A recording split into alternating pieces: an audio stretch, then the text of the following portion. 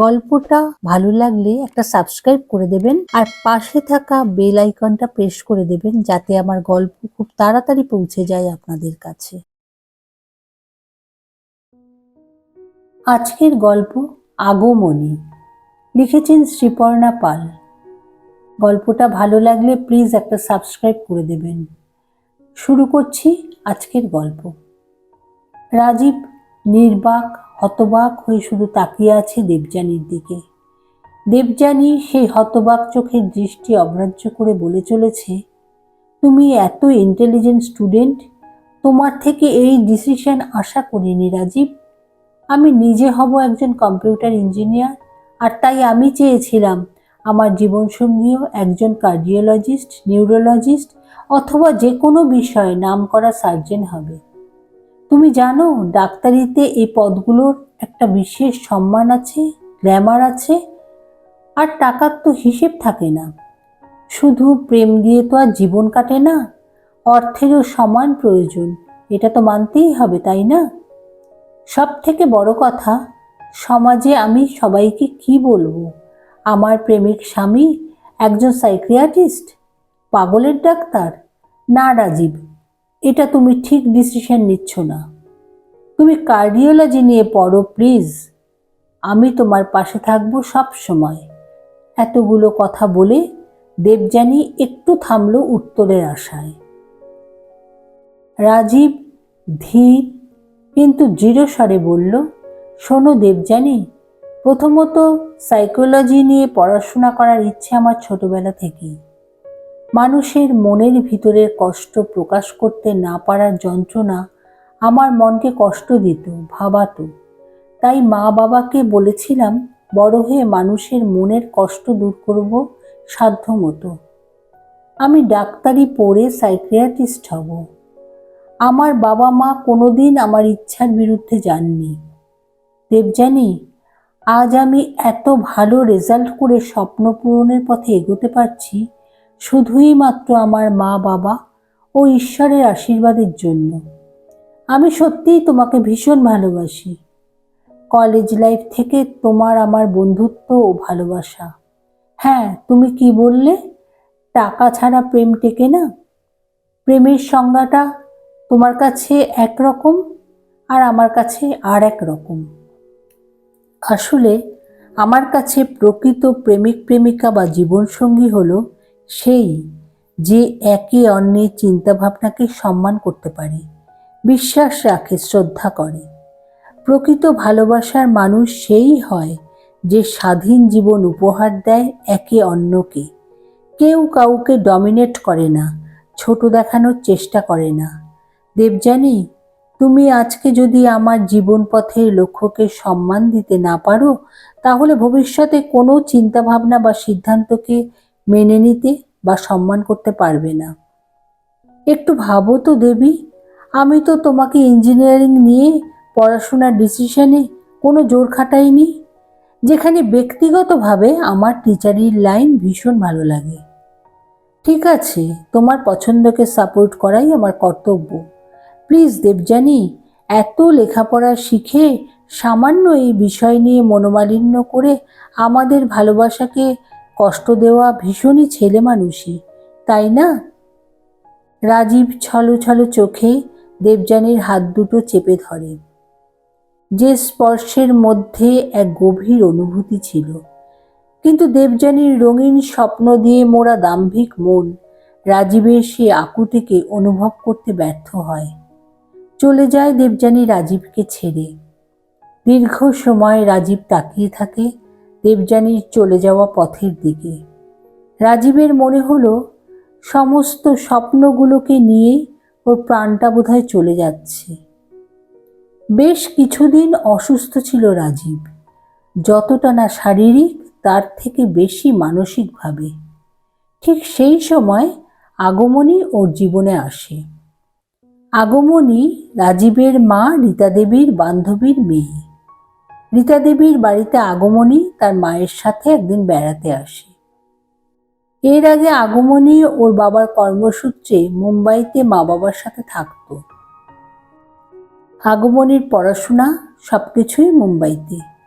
আগমনীর বাবা তার অফিসের কাজের সূত্রে বদলি হয়ে কলকাতায় আসেন। সঙ্গে আগমনী ও তার মাও ফিরে আসে তাদের হোমটাউনে। ওরা আগে এখানে কলকাতাতেই থাকতো, কিন্তু বদলি হওয়ার কারণে আগমনীর জন্মের পরই তারা মুম্বাই রওনা দেয়। তবে রাজীবের মায়ের সাথে আগমনীর মায়ের ফোনে এবং হোয়াটসঅ্যাপে যোগাযোগ ছিল। একদিকে মানসিক যন্ত্রণা, অন্যদিকে লক্ষ্য পূরণ। এই দুই লড়াইয়ে যখন রাজীব বিধ্বস্ত, তখন আগমনীর আগমন রাজীবকে ধীরে ধীরে সুস্থ পথের দিশা দেখাতে থাকে। দুজনের বন্ধুত্ব শুরু হয় একে অপরকে মানসিক শক্তিশালী যোদ্ধা হিসেবে গড়ে তোলার প্রচেষ্টা থেকে। আগমনীও তখন কলকাতায় প্রায় একা, বন্ধু সেরকম কেউই নেই, এক নতুন জগৎ তার কাছে। রাজীব সমস্ত যন্ত্রণা কাটিয়ে সাইকোলজি ও আগমনীর হাত ধরে সফলতার প্রথম ধাপে পা রাখে। ফার্স্ট ক্লাস পেয়ে পাশ করে সাইকোলজিস্ট ডাক্তার রাজীব চক্রবর্তীর নামে শুরু হয় তার পথ চলা। এরপর হিউম্যান সাইকোলজির উপর আরও পড়াশোনার জন্য রাজীব আমেরিকায় রওনা দেয়। তবে ততদিনে রাজীব ও আগমনীর বন্ধুত্ব কখন যে চুপিসারে ভালোবাসার আবরণে নিজেকে ঢেকে নিয়েছে, সেটা ওরা দুজনেই বুঝতে পারেনি। আমেরিকা যাওয়ার আগে দুই বাড়ির লোকেদের মধ্যে বিয়ের পাকা কথা সম্পন্ন হয়ে থাকে। আমেরিকা থেকে ফিরে রাজীব ও আগমনীর চার হাত এক হয়ে যাওয়া সেই সুমধুর সম্পর্ক আজ প্রায় 3 বছর পূর্ণ হতে চলল। স্যার স্যার, অ্যাসিস্ট্যান্ট সুজয়ের ডাকে অতীতের ইতিহাস থেকে সম্বিত ফিরে আসে রাজীবের। রাজীবের হাতে যে কাগজটা আছে, সেখানে পরবর্তী পেশেন্টের নাম হিসেবে লেখা দেবযানী মল্লিক। সকালে রাজীবকে দেবযানীর মা ফোন করে অনেক কষ্টে অ্যাপয়েন্টমেন্ট নিয়েছিলেন। সুজয়কে বলে পেশেন্টকে আসতে বলো। আচ্ছা বলে সুজয় চলে যায়। এ কোন দেবযানীকে দেখছে রাজীব? দেবযানী তার মায়ের সাথে রাজীবের বিপরীতে পেশেন্টের চেয়ারে বসে। সেই সুন্দর টানা টানা চোখ দুটো আজ বিষণ্ণতা ও একাকিত্বের যন্ত্রণায় ক্লান্ত। চোখের তলায় কালি, শীর্ণ দেহ, ফর্সা রং কালচে রঙে পরিণত হয়েছে। দেবযানী তাকিয়ে আছে রাজীবের দিকে। সেই রাজীব যাকে পাগলের ডাক্তার বলে একদিন তুচ্ছ জ্ঞানে উপহাস করে দেবযানী ছেড়ে চলে গিয়েছিল। সেই পাগলের doctor, gold medalist doctor Rajib চক্রবর্তীর শরণাপন্ন দেবযানী আজ নিজেই। কেমন আছো? নিষ্প্রাণ গলায় জিজ্ঞাসা করে দেবযানী রাজীবকে। রাজীব, তোমার সাথে যে অন্যায় দেবযানী করেছে তার জন্য। দেবযানীর মায়ের কথাকে মাঝপথে থামিয়ে দিয়ে রাজীব প্রশ্ন করে, বলুন মিসেস মল্লিক, আপনার সমস্যা কি? রাজীবের নীরবে এড়িয়ে যাওয়াকে হজম করে দেবযানীর মা বলেন, আমার মেয়ে দেবযানী রায় একজন কম্পিউটার ইঞ্জিনিয়ার। বছর 4 আগে নিজে পছন্দ করে যাকে বিয়ে করেছিল, সে এই শহরের নামকরা কার্ডিওলজিস্ট ডক্টর সায়ন মল্লিক। কিন্তু বিয়ের 1 বছর পর থেকেই সায়ন মানসিক নির্যাতন শুরু করে দেবযানীর উপর। সায়ন অসম্ভব বদমেজাজি এবং স্বার্থপর মানুষ। আমার মেয়ে প্রায় 2 বছর ধরে অত্যাচার সহ্য করতে করতে আজ মানসিকভাবে অসুস্থ হয়ে পড়েছে। সারাদিন কাঁদতে থাকে, ঘুমোতে পারে না। 6 মাস আগে মেয়েকে আমি জোর করে আমার কাছে নিয়ে আসি। সেই থেকেই আমার কাছেই ও থাকে। আমায় কড়া ডোজের ঘুমের ওষুধ দিন ডক্টর রাজীব, যাতে আমি শান্তিতে একটু ঘুমোতে পারি।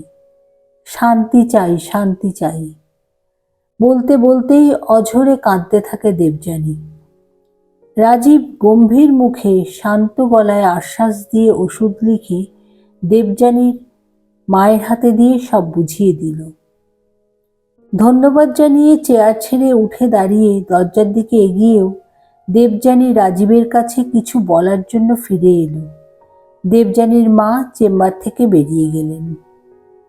তুমি ঠিক বলেছিলে রাজীব, প্রকৃত জীবনসঙ্গী সেই হয় যে প্রেমের হাত ধরেই জীবনের বাস্তবতাকে বাঁচিয়ে রাখতে পারে, একে অন্যের চিন্তাভাবনাকে সম্মান করে, শ্রদ্ধা করে। প্রকৃত ভালোবাসার মানুষ তার সঙ্গীকে স্বাধীন জীবন উপহার দেয়, কখনো ছোট দেখানোর চেষ্টা করে না, ডমিনেট করে না। রাজীব কিছু বলার আগেই সুজয় এসে জানায়, স্যার, ম্যাডাম এসেছেন, বাইরে ওয়েট করছেন। রাজীব বলে, ভেতরে আসতে বলো। আগমনী এসে দাঁড়াতেই আগমনীকে দেখিয়ে রাজীব বলে ওঠে, মিসেস মল্লিক, এই আমার প্রকৃত জীবনসঙ্গী, যার স্বাধীন ভালোবাসা, সম্মান, শ্রদ্ধার হাত ধরে আজ আমি ডক্টর রাজীব চক্রবর্তী হতে পেরেছি।